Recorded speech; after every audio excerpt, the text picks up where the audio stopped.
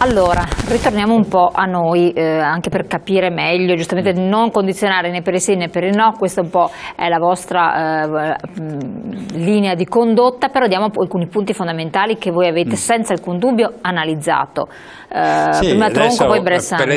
Per esempio il tema, no, si dice ma si riducono i parlamentari, in realtà non è che si elimina una Camera, atteso che, cioè è un po', diciamo, un escamotage, perché poi il Senato rimane anche con alcune competenze specifiche, sarà composto da consiglieri regionali e quindi un'elezione non diretta ma di seconda istanza.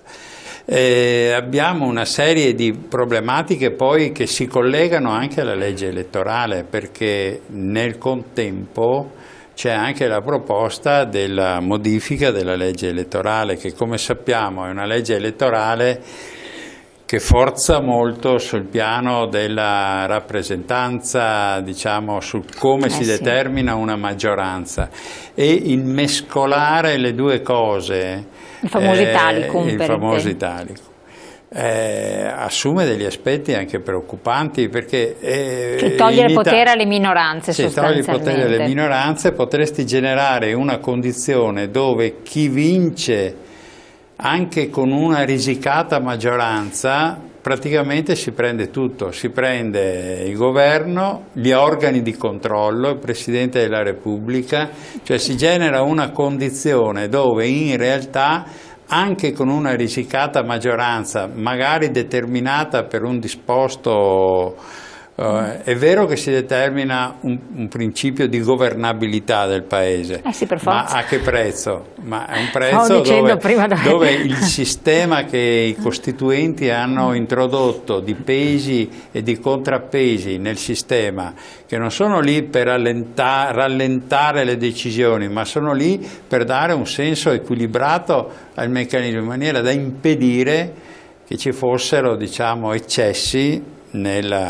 e questo combinato disposto genera una situazione, secondo noi, che va ripensata, tant'è che adesso sono in corso una serie di iniziative.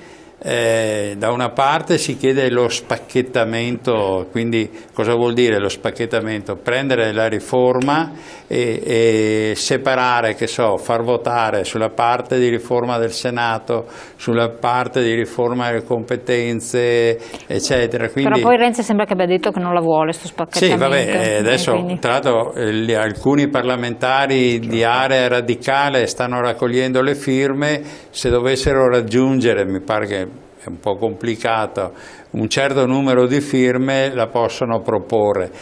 Poi c'è anche il tema dell'Italicum, che è stato pensato in una determinata condizione. Adesso chi era contrario prima all'Italicum perché pensava che vincesse una determinata parte politica, adesso è favorevole perché pensa di essere lui. E la buttiamo in politica. Adesso noi siamo un sindacato, quindi stiamo, diciamo, nel merito delle nostre competenze, quindi non spetta a noi, però noi come forza sociale siamo particolarmente interessati affinché questa discussione, tra l'altro, non si perda nei meandri delle discussioni accademiche, ma che poi si porti al concreto, perché noi abbiamo bisogno di decisioni a sostegno delle persone che rappresentiamo. Adesso, se abbiamo un po' di tempo, noi ieri c'è stato un altro incontro col Ministero e attendiamo decisioni positive in capo ai pensionati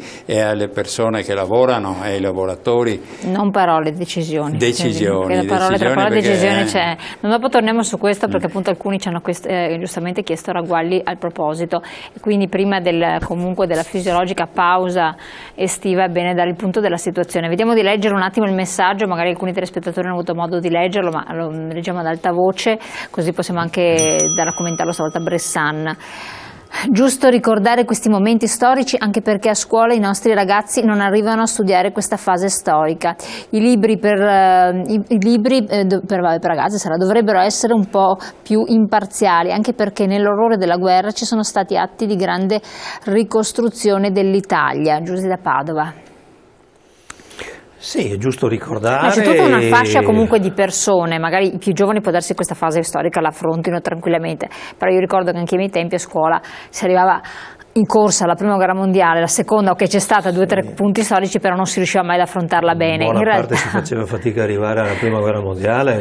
Poi ancora prima, esatto, adesso probabilmente si dedica anche di più, però comunque è vero che c'è una grande mancanza di conoscenza di alcuni elementi fondamentali che fanno parte della nostra storia ormai, per carità, anche se recenti tutto sommato. Sì, nel bene o nel male ci sono state delle tappe nel nostro paese, come in tutti i paesi, che, come dicevo all'inizio, segnano, come dire, la storia di quel popolo, di quel paese, di quella nazione, ne compongono la sua identità, la loro carta d'identità. E discutiamo del 25 luglio, discutiamo della Costituzione, sono tappe, come dire, che riguardano noi, che riguardano la nostra storia, per le quali non possiamo pensare che un passaggio così importante come quello che ci sarà a ottobre-novembre non possa assumere un significato profondo. Cioè, lì ci sono le regole del gioco dei cittadini nei confronti con l'amministrazione, dello Stato nei confronti dei propri cittadini, tra cittadini e cittadini, cioè lì componiamo le regole del vivere civile. Ecco, allora dico, indipendentemente dal fatto che questa riforma venga proposta da una parte o dall'altra, tutti i cittadini si devono sentire coinvolti, per dire sì o per dire no, ma tutti i cittadini devono sentirsi coinvolti. Una delle critiche, infatti, che il documento della CGIL fa, ed è la prima critica, riguarda il metodo, cioè il metodo attraverso il quale si è arrivato alla riforma Boschi, ed è un metodo che ha visto l'esecutivo intanto presentarla. Cioè qui non siamo di fronte a una funzione legislativa costituita da un'assemblea costituente come è accaduto nel dopoguerra. Siamo di fronte a un esecutivo, quindi a uno degli organi dello Stato, tra i principali organi dello Stato, che presenta una proposta di riforma, la sottopone al Parlamento, la fa votare a colpi di maggioranza. Quindi siamo in un clima completamente diverso del dopoguerra, dove c'era la conciliazione, una sorta di riappiccificazione, dove emergeva la volontà di riscatto di un popolo, seppur, come dire, magari politicamente diviso tra comunisti, socialisti, cattolici, liberali, ma nelle regole erano assieme. Allora il primo errore dal nostro punto di vista è questo, cioè aver forzato dal punto di vista legislativo, su conduzione dell'organo esecutivo, una riforma che deve riguardare tutti.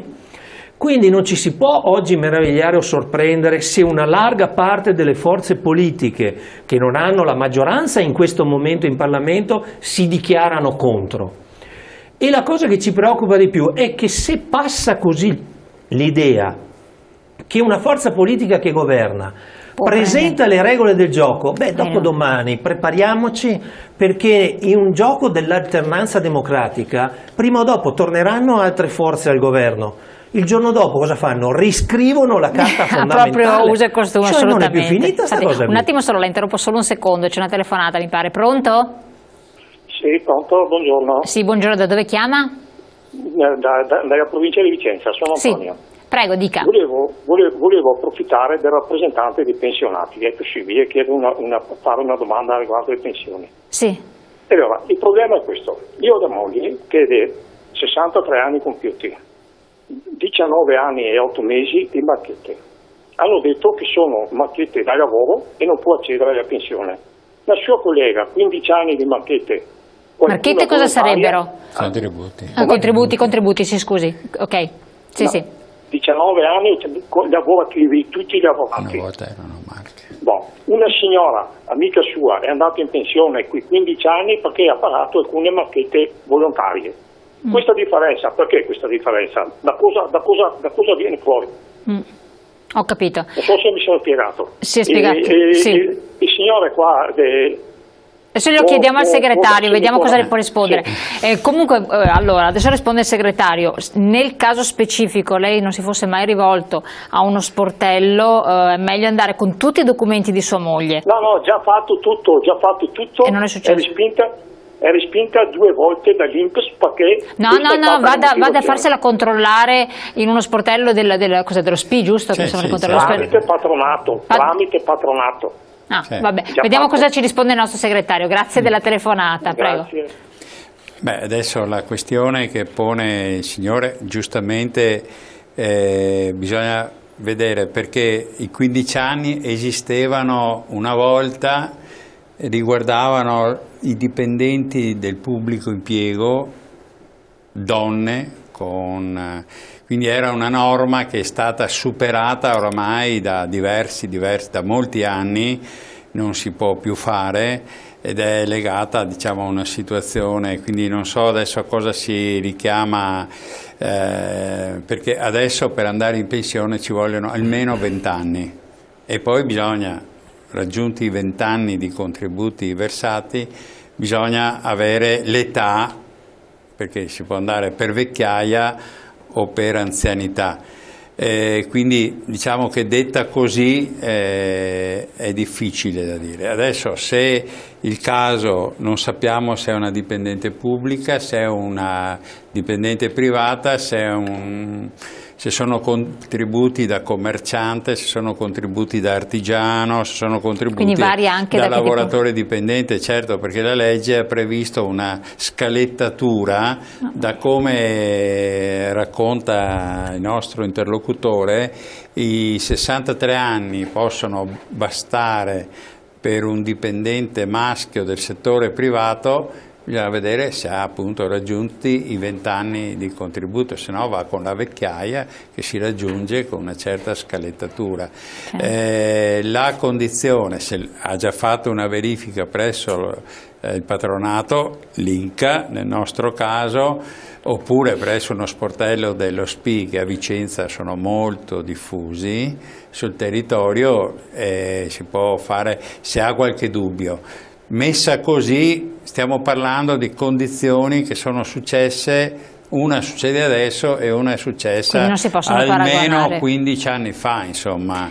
Però certo è vero che nel passato dipendenti pubblici con alcune condizioni potevano andare via con 15 anni, ma anche privati, se avevano l'età per poter andare, perché una volta bastavano 15 anni di contributi, adesso ce ne vogliono 20.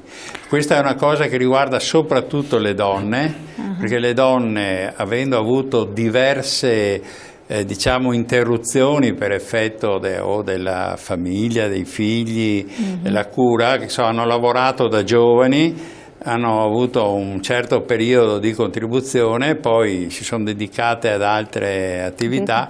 Certo che se non hanno raggiunto i 20 anni di contributi, le marchette sono, in realtà una volta si metteva una marca, e i datori di lavoro o i lavoratori mettevano proprio una marca su un libretto, da lì nasce il termine marchetta.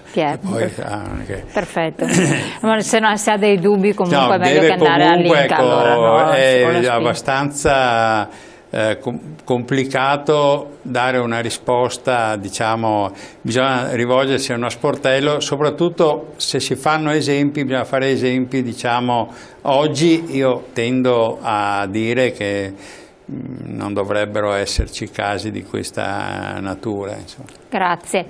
Ritornando a noi, quindi le dice, può fare una modifica di questa portata ad uso e consumo, diciamo proprio uso e consumo, pensando che poi possa andare a giovare, potrebbe essere anche un boomerang, però in realtà non bisognerebbe avere intenti di questo tipo, perché quando si mette in mano la Costituzione stiamo parlando di un testo fondamentale di una portata di un certo tipo, e soprattutto quando poi si tocca il titolo quinto si va anche lì a mettere mano a tutta una serie di norme che dove sembra siano poi fatti dei richiami ulteriori. Invece la Carta Costituzionale dovrebbe essere limpida, chiara nel suo testo, no?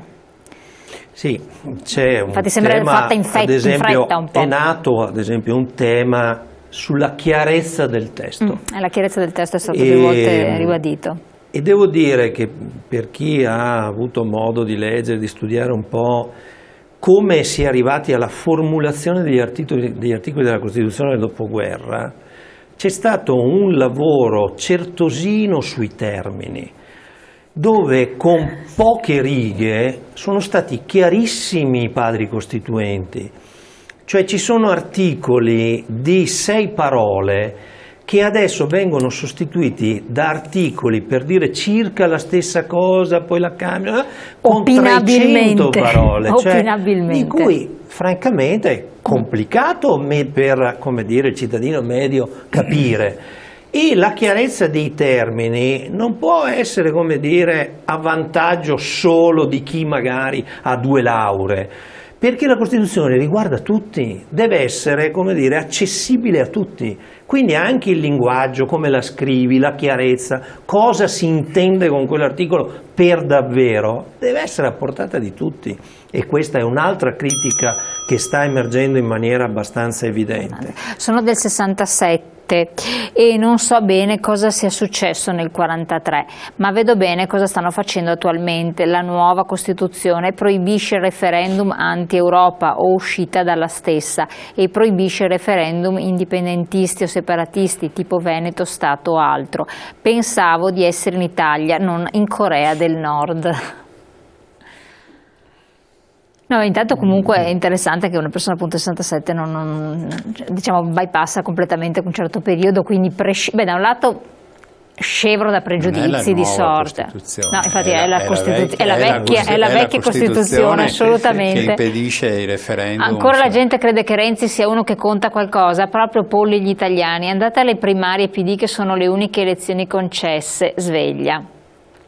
Allora, vedi qualcosa? Sì, tornando, ovviamente tutti i commenti si commentano da soli, mi verrebbe quasi da dire, ecco, insomma, no.